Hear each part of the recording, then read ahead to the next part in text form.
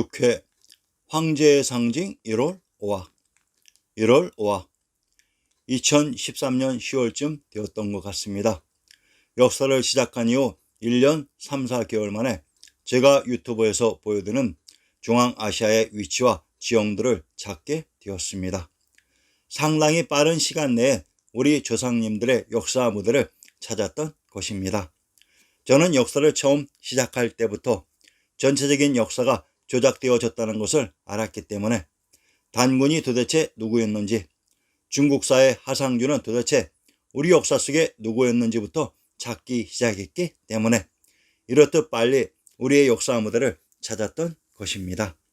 그런데 문제가 생겼습니다. 도대체 이곳에 어느 곳이 중심점인지 도저히 보이지 않는 것이며, 이곳이 우리의 역사 무대라는 것을 입증할 참고 문헌이 없는 것입니다. 분명히 이곳이 우리의 역사 무대가 맞는데 어떻게 이것을 규명해야 할까 참담한 심정이었습니다. 그리고 이후 그곳을 소설한 우리의 지리지 신정동궁 여지 쓰나미 아리안 X의 손에 들어오게 되었습니다. 오로봉 2013년 10월 어느 날 중앙아시아 우리의 역사 무대 발견 이후 유튜브를 시작하고 시간이 조금 흐른 작년 2023년 9월의 어느 날인 약 10년간의 기간 동안 오악 중에 맨 오른쪽 오봉산인 낙산이 황제의 상징인 1월 5악의 오악으로 알고 그것을 중심으로 역사를 복원한다고 생고생을 하고 있었습니다. 불과 작년의 얘기입니다. 2023년 5월 유튜브를 시작하고서도 아직 중심점을 찾지 못하고 있었던 것입니다. 오악의 맨 오른쪽 끝에 오봉산을 보시면 비록 완전히 파괴되어 산 봉우리 부분들이 모두 파괴되어 날아가 버렸지만 봉우리가 5개 둥그렇게 한 쟁반에 모여 있었던 것처럼 보일 것입니다. 자, 이곳이 하나, 둘, 셋, 넷, 5개의 봉우리들이 있었던 바로 그 터입니다.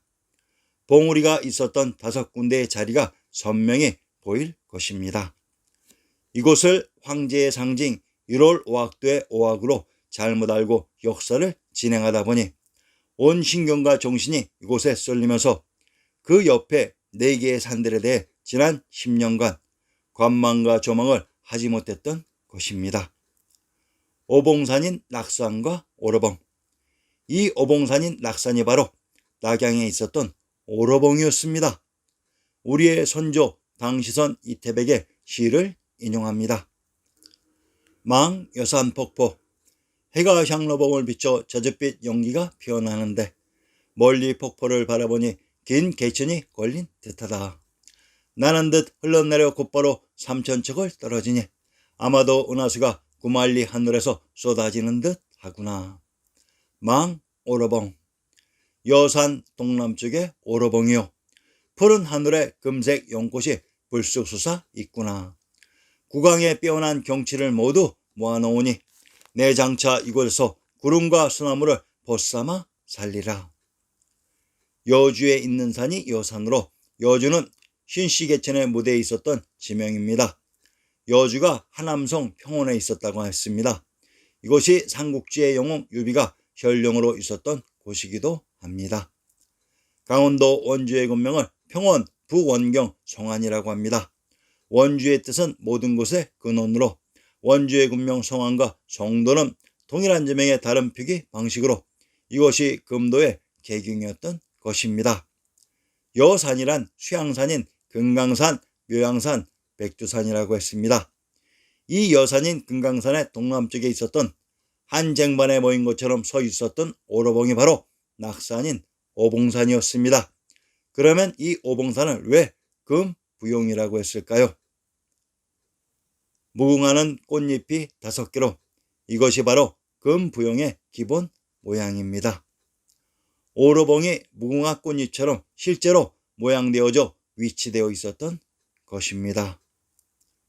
자, 그리고 용꽃을 또한 살펴봅시다. 참으로 한탄스럽지만 또한 이렇게 오로봉을 찾았던 것입니다. 역사 속 오로봉이 낙양에 있었던 산인 낙산이었습니다.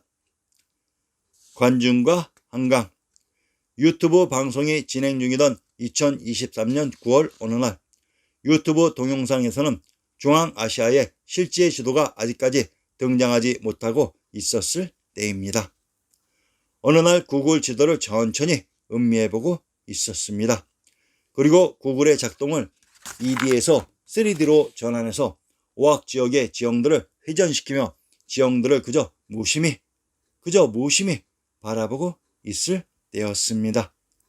그리고 어느 찰나의 순간, 아주 짧은 순간 이 장면이 벼랑간 눈앞에 멈추었던 것입니다.